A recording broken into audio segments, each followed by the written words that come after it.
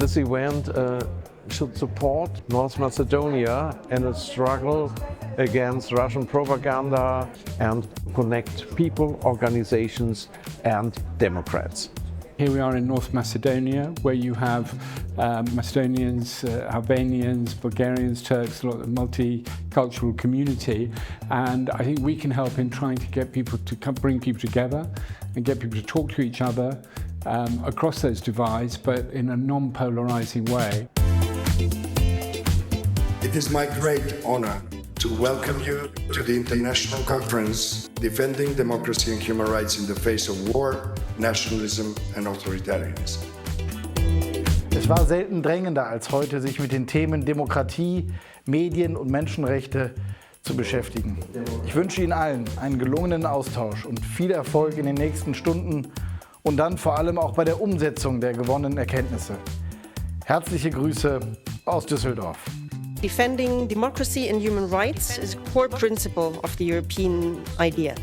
It is a moral and a legal obligation for governments, not only in Europe. In order to live up to our obligation, sustainable partnerships are needed. Partnerships between governments, but also with civil society and media actors. I wish you a fruitful debate and look forward to recommendations for further joint action.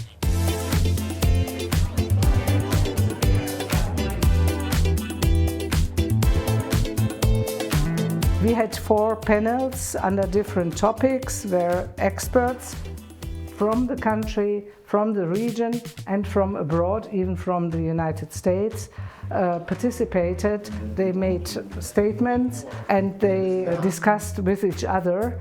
It's not that people believe in false information, it's that people don't believe in anything.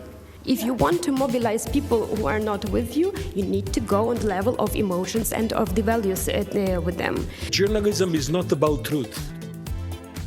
Journalism is about facts and a relevant context. Far-right parties and far-right political forces are among us, and they are here to stay. If they prevail and become governments, like in Russia or Belarus or in Hungary, then we have real problem, because then we go into opposition. At the end, I'm certain that Putin will lose. What we need to do is not to let Putinism win. We had a lot of thinking, a little think tank to different topics yesterday. About future of journalism under these circumstances, what journalism and civil society can do. Well, to find out the truth is really difficult in war times. In Ukraine, it's really difficult to be at the front lines, and yet colleagues are there in Ukraine every day and report from the front lines to report us the situation. But it's difficult in other countries, in Russia and Belarus, where journalists have to work in exile to report on what's going on. They're endangered by their life, health, and those who they love dearly. So I admire their work, their difficult and dangerous work.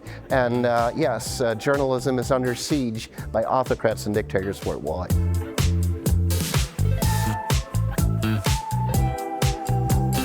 It's very important to educate people, to think and analyze, because people now really have too much information and they believe sometimes in very stupid things. So I think education is one of the main weapons in the fight for democracy.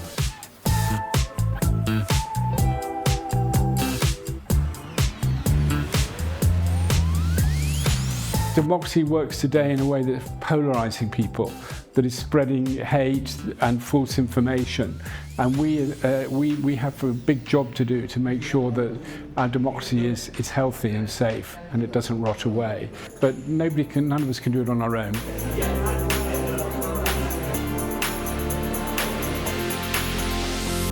I'm very happy that the state government of Northrhine-Westfalia is supporting this event, and so based on this support we are here at Skopje, and I think we made a good job here all together. What I took home in particular was that those who participated from the regions very frankly discussed or presented and discussed what is actually going on. And so I'm very grateful that Civil, which is really a wonderful civil society organization, maybe the best in this country, organized this event, also celebrating its 25th anniversary. Lots of interesting points on what media literacy means, how the conditions to work in other countries are, how the situation here in the Western Balkan countries is, and how difficult it is to work here under these political circumstances, and yet how important the job is. And I'm delighted that everyone, almost everyone, is very optimistic that if we keep up the work, we can prevail. I'm getting out of this room more optimistic, more energized than when I got in, because I think this recommitment is needed more than ever before. Thank you very much.